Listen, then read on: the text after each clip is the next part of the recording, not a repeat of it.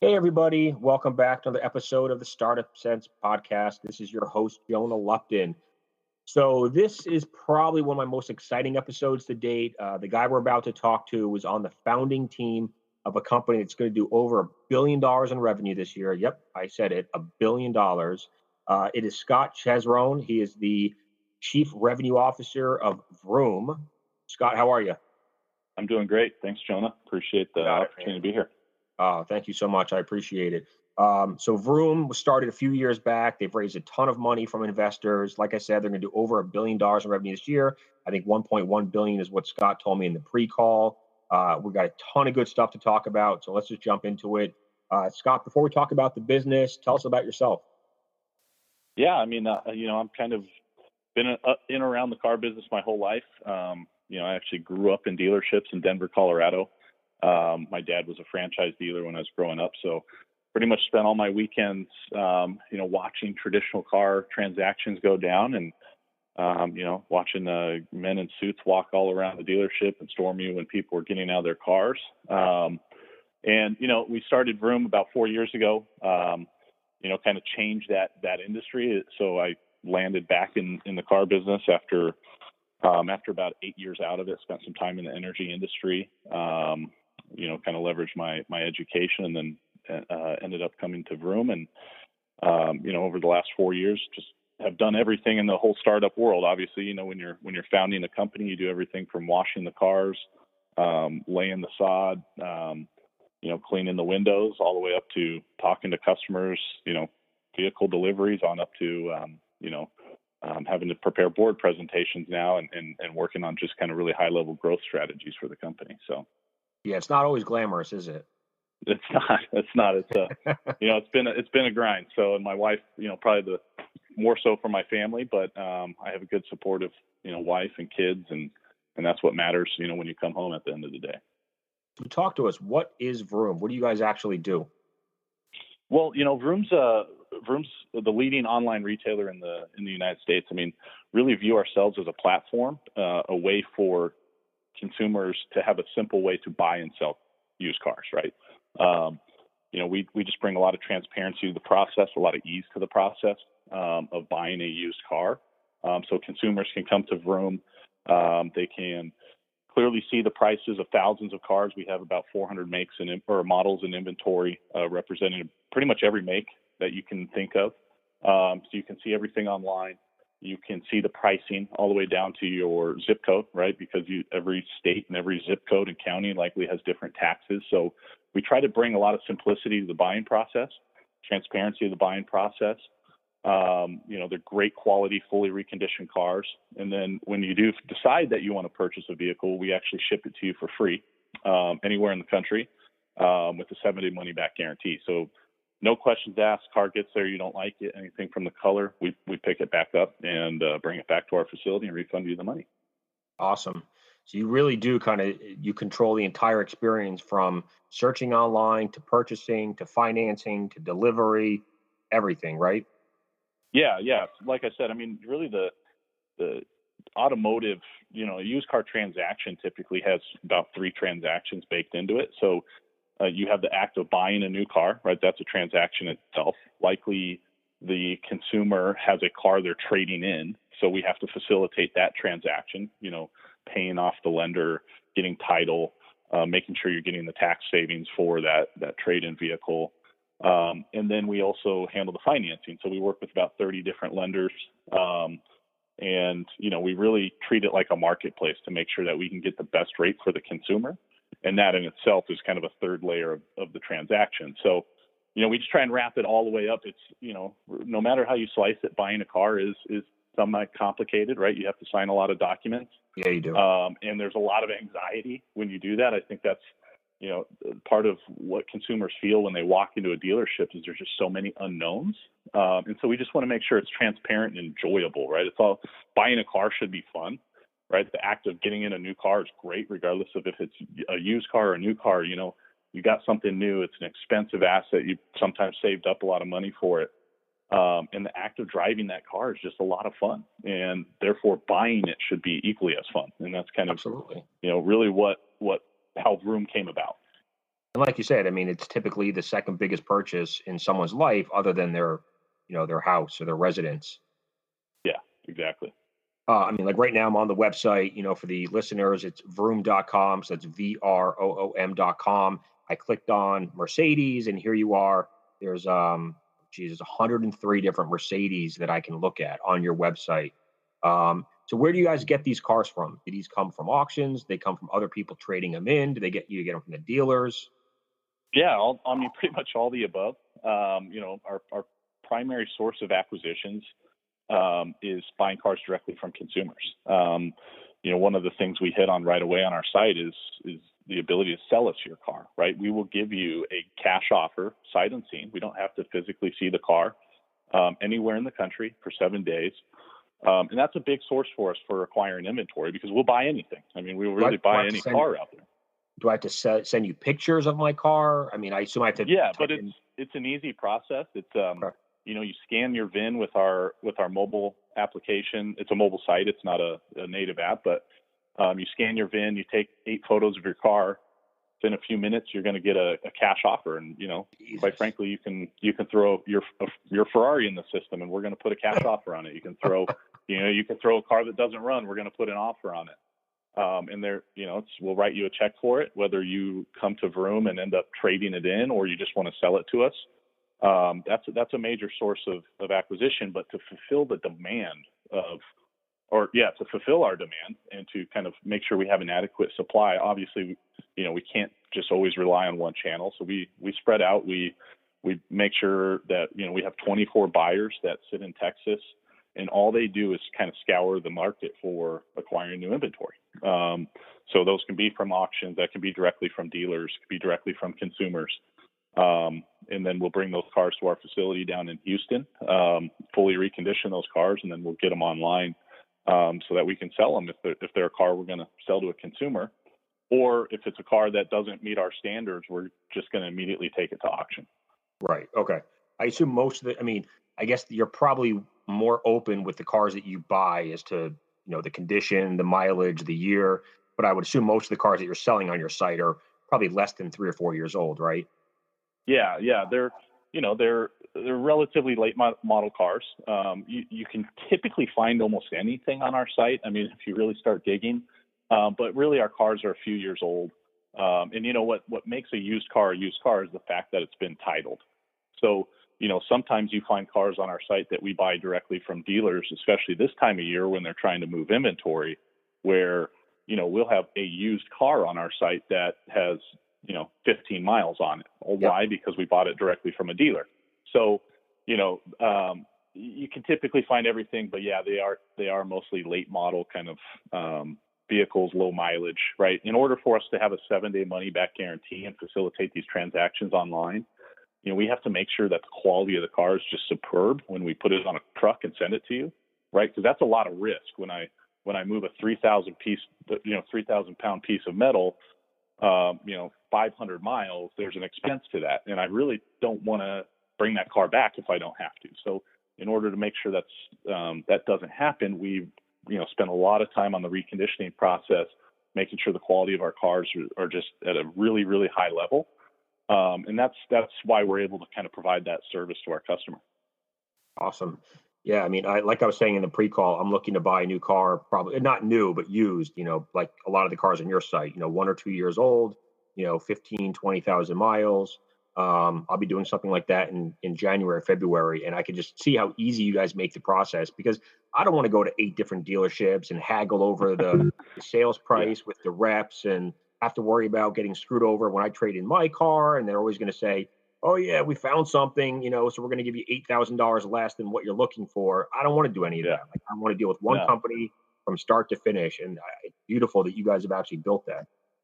Yeah. No one likes that. I mean, there are, obviously, don't get me wrong, there's people that I guess do enjoy the negotiation, but there's nothing fun about it in our eyes. When you walk into a dealership and typically all they do is write a number on a piece of paper and say, are you good with this? But you don't really know what's in that number. So, we just want to present everything right up front and say, hey, here's everything that makes up this number. And quite frankly, anywhere you're at in the country, that number is going to be different when I have to pay sales tax in California versus paying sales tax in Texas, right? That even though that price of that car is the price you see on our site, for you have other costs involved that are taxes and state fees and things like that. And we just want to make sure that the consumer is educated right up front. This is Jonah Lupton, founder of the Lupton Group and host of the Startup Sense podcast. Are you struggling to find the right tech team to build your company's website or mobile app? Maybe you've developed a product but need help with your go-to-market strategy, including branding and marketing. Well, stop worrying, because my team at the Lupton Group can assist you with all of those needs. We specialize in helping entrepreneurs and startups of all sizes launch and grow their businesses. For a free consultation, you can email me at jonahlupton@gmail.com or visit our website at luptongroup.co. Two of the main points I want to definitely cover in the next 15, 20 minutes for the remainder of our call is kind of the funding, how you guys got started, because that's always the big hurdle for any company, and then how you guys have grown so rapidly in the last 3 or 4 years. So talk about the funding. 2013, you guys raised your first round of money from kind of friends and family, but I think it was kind of called the Series A, or at least it is on Crunchbase. Take us back to then. Like, what did the company look like at that point? I mean, was it 4 guys and 4 cars selling online? Like, what did you guys have? Well, we had it was actually roughly 5 guys that had, aside from myself and me growing up in the industry for the most part, I was kind of brought on more from the technology and product and marketing side of things, right? Because the other founders are industry veterans, right? They were, one of them was with AutoNation for 15 years as a senior vice president there.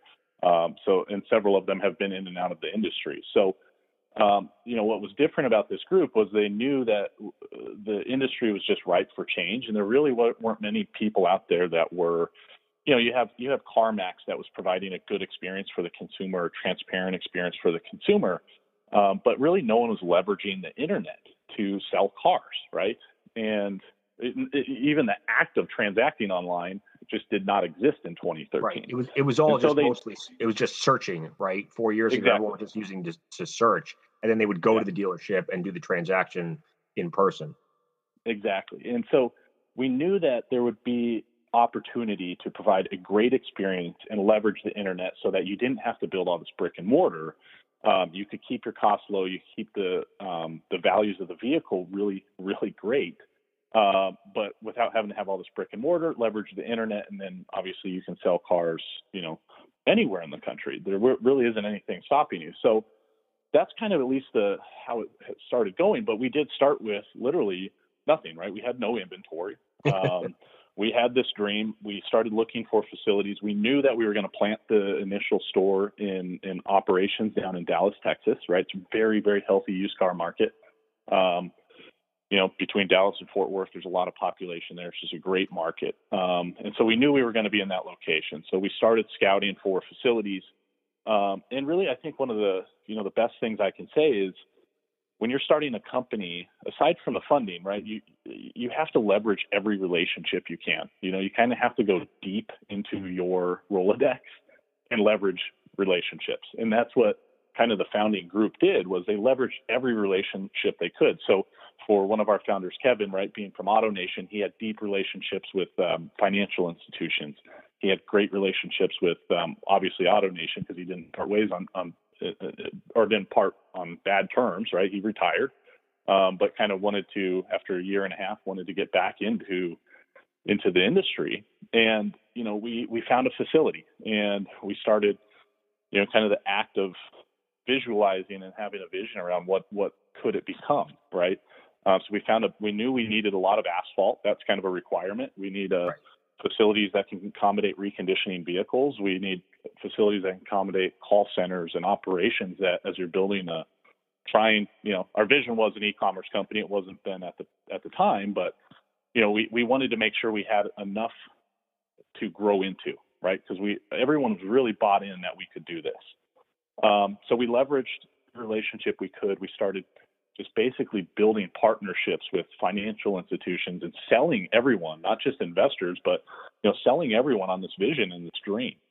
And that's really the biggest thing, is no matter if you're trying to raise money, or you're trying to build new partnerships. I mean, it's really about selling people on what you're trying to achieve. And the thing that we had going for us is, out of the 5 people that were, working on this founding team at the time, everyone bought in, and everyone was 100% just aligned that this was going to be successful. I don't think any one of us sat there and thought that we couldn't make this work. And I think when you're sitting in front of investors, was part of the vision. Did you guys think you'd actually get to $1 billion in sales by the end of 2016? No, actually. I was telling a few people about at least our initial 5-year projections for the company. Our 5-year projections were actually about half of where we're at 3 years into it. Wow, that's awesome. So we feel really good. Actually, it's been a great experience, and we've accomplished a lot. But that's something we've learned is, you never want to. You got to sell people on the vision, but you can't overpromise. It would be a much different story right now if we sold our investors on $1 million in sales 3 years in, and we've only done half of that. Right. Totally so that's a completely different conversation right now. But the reason why we've been able to continue to raise capital is because, we've set realistic expectations for our growth. We've aligned our company around our growth objectives, right? Everyone's bought into, what we are trying to achieve as a company each year, each quarter. The teams assemble around those objectives, and that's really what keeps us growing and keeps us aligned going forward. But that's really what we did. We sat down with, leveraged every relationship we could. The act of going to everyone that could write a check. That started. It was about a 2-month process of putting together investor decks and how many people sitting with people. How many investors or friends and family do you think you guys actually approached with the idea of them writing a check? We approached a few kind of larger industry kind of relationships, but I would say we spoke to probably well over, individuals. We probably spoke to around 75 to maybe close to 100 people. Now the first group that invested with us, the first round is made up of probably, 15 of those. And those are mostly individuals? Yeah, mostly individuals. That's the advantage we had going into it is, when you do kind of a friends and family round versus any other options you have for financing, sometimes you have to give up a lot when you're founding a company. Obviously, you're giving up equity, you're giving up some control, but the degree of control you have to give up when the person personally that's writing you a check versus people that you really don't have a relationship with is a much different conversation. But yeah, our initial, kind of Series A round is made up of mostly individuals, most notably, John Elway. He's been a supporter of ours since day one. He's actually in the car business. That's how our relationship started with him. And, he has several dealerships in California, Colorado, obviously. He's got the John Elway Automotive Group out there, and he and his partners were big supporters of what we were trying to do and have been with us kind of since day one, supporting us. That's awesome. Now, I don't know if I'm an Elway fan today because my Patriots are playing the Broncos on Sunday. But yeah, he's a great career and he's a great executive too. He's transformed the Broncos team into obviously a Super Bowl, winning franchise. So that's pretty cool, man. Not every startup I talk to, or maybe not any startup I talk to, has had a Hall of Fame quarterback as one of their early investors. So you guys raised a little over $7 million in July of 2013, and then it looks like you raised another $12 million towards the end of 2014. And then you guys kept raising money, obviously, to kind of keep up with the growth. Talk about how are you guys spending this money? I mean, obviously, a lot of it goes into operations and salaries, but talk to us about kind of the marketing and what's been your user acquisition strategy for the last few years. Yeah, I mean, really, we used the funds initially when we were doing like the B round, that $12 million round. Also, it's fairly, highly comprised of friends and family again at that time. different sets of friends and family, I would say. But we brought got on some new wealthy leadership. friends and family. Yeah, we do. I mean, we call it a friends and family round. I mean, there's obviously some some smaller funds in there and things like that, but no big institutional guys at that point, right? So I think that's why we treat it more as a friends and family. I don't know. I mean, you start leveraging, people. At the time, we brought on Alon Block, right, as our CEO at the time, prior CEO of Wix.com. Our chairman of the board was a gentleman named Ellie Wortman at the time. Deep relationship. I think anytime you go, or deep relationships throughout various levels of industry, not just here but abroad. And I think every time you kind of go into these different rounds, right,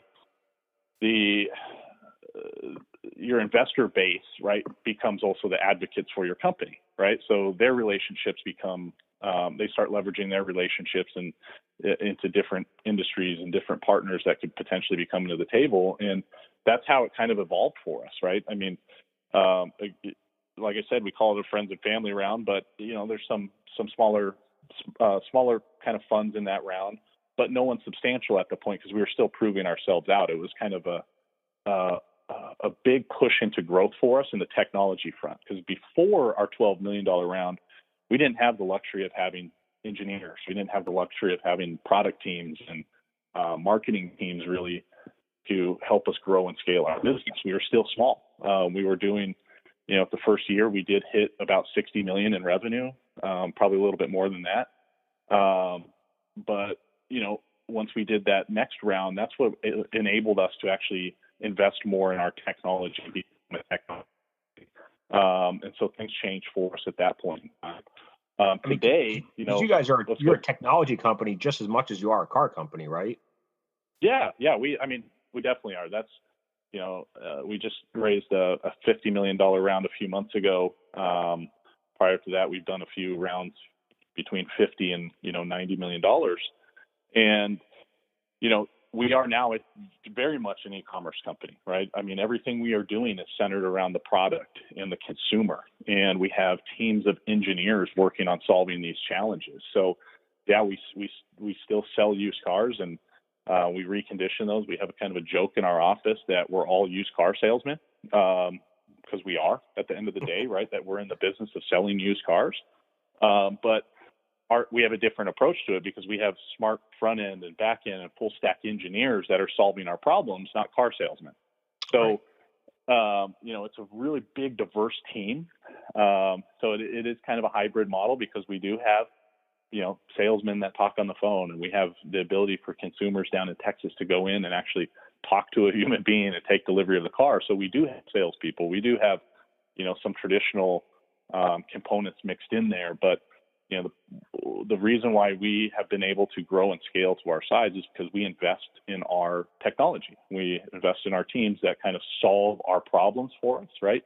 When there's a pain point for the consumer, we address it and we put resources behind it to fix it with technology so that it doesn't just continue to be a problem, because that's going to prevent you from ultimately scaling. How big is the company right now in terms of number of employees? We have just over 600 now. Wow. So, Jesus. yeah, it's growing significantly. We have a lot of our product engineering, marketing kind of core operations is up in New York City. And then down in Texas between Dallas and Houston, we have roughly over 100 acres down there, right? So we have anywhere from 4,000 to 5,000 cars at any given time sitting on the ground with something happening to them, whether they're going through reconditioning and being marketed. We have a call center, we have finance teams, we have support teams for title and registration, we have sales teams.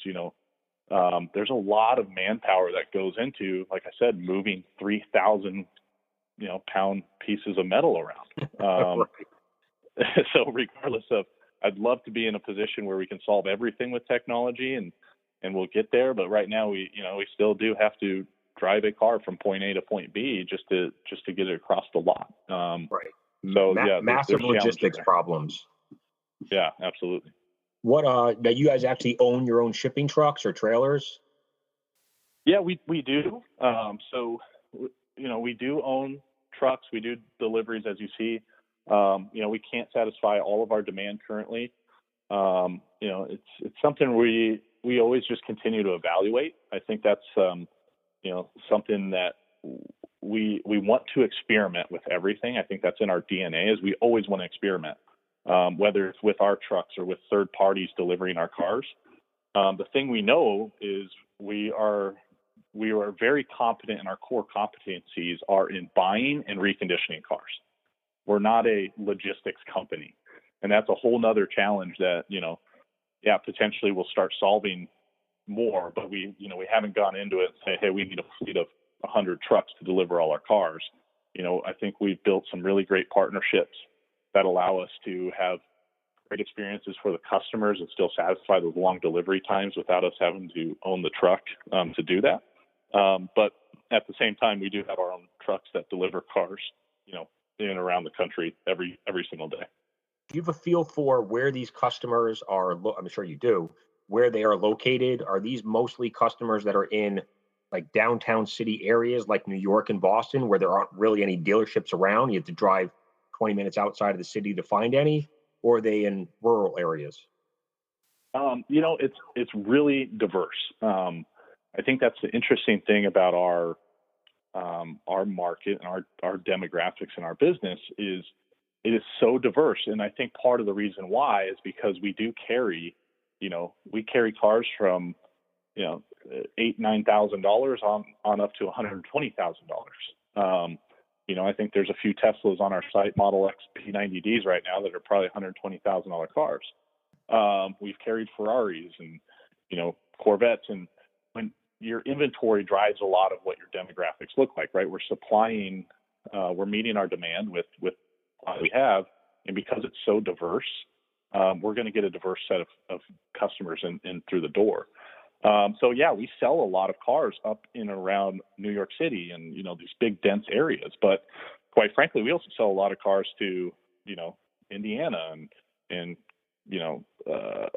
Iowa and all around these other places. And, it's very diverse. I can't say, exactly what drives it, and I can't make, blanket representations of what everyone looks like, but you'd be very surprised if you looked at it that, pretty much every age range, every demographic, somehow or some way, shape, or form is probably a Vroom customer. And, that's what gets us excited about the opportunity, right? We think that's a good sign. That's a good sign that every demographic, every age group sees value in a service like this. Exactly. I know tens of millions of cars are sold, bought and sold every year in the U.S. And any idea what percentage of them happen online, above and beyond, like I just go to a website and look at cars, but then have to go to a dealership? eBay, right? Like eBay does transactions online. But I'm sure.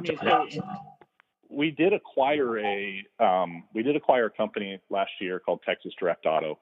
And they're actually eBay's largest partner. So they're the largest dealer on eBay. And, I think the big difference I tend to, when I explain this to people, is vast majority of time consumers are searching for the vehicle online. But the act of actually signing paperwork online, paying for a car online, getting your financing online, the 40 million units sold every year in just used pre-owned sales every year. There's only a few companies out there that can actually facilitate that. So I think it represents a very, very small fraction of those. So even in the eBay situation, you can click buy it now, but that doesn't mean you finish the transaction, right? Because now you might need to get financing. In any given transaction, we have we facilitate the trade, and then you have to sign 20 different documents. Each and different partners are going to have different regulations and requirements around whether they'll accept an electronic signature or not. I would say it's well under 1% of vehicles that are actually transacted online. Cool. Got a couple more questions for you before we get to wrap up here. What's next for the company? How do you guys get to $2 billion in total revenue? Yeah, I think hopefully we're going to get there close next year. But for us, it's about just continued investment in our growth and continued focus on our opportunities, right? We're trying to solve, when I break it down, we really try to solve two core problems each day. One is demand at scale, right? You got to bring the customers in the door. You got to find those customers. That's always a difficult challenge, right? That's the same challenge most every company is trying to solve. And then we're trying to make sure we have the supply that meets that, right? So it's a continual flywheel for us around, the experience and the acquisition of the customer, and then the supply of the vehicle. And so we're just going to continue executing on that.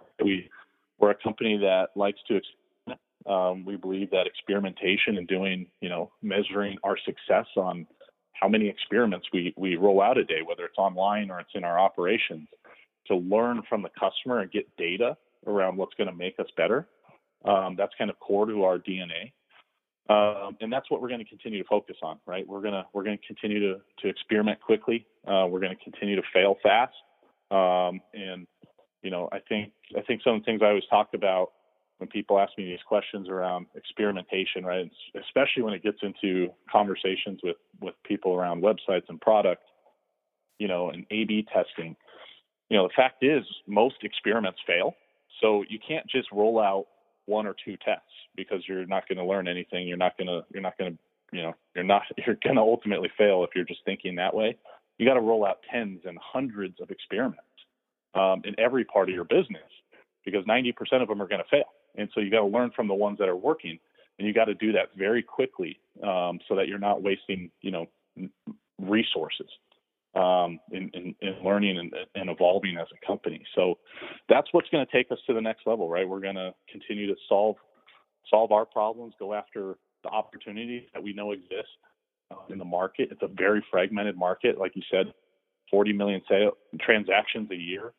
The dominant player in the industry really has less than 2% market share. So that just kind of tells you how fragmented it is. There's not a lot of technology in the space. And as a result, because it is in its infancy, the only way we're going to figure it out is by experimentation. So right. That's really what's next for us. I mean, there's hundreds. I don't know. I was going to say hundreds of thousands. Maybe that's probably too many, but certainly thousands of dealerships around the country. And a lot of them don't even put their inventory online because they want to try to force you into their lot. So yeah, correct. This is a $1 trillion industry, like you said, that really hasn't taken on much technology adoption in the last decade. So I'm excited to see where you guys go.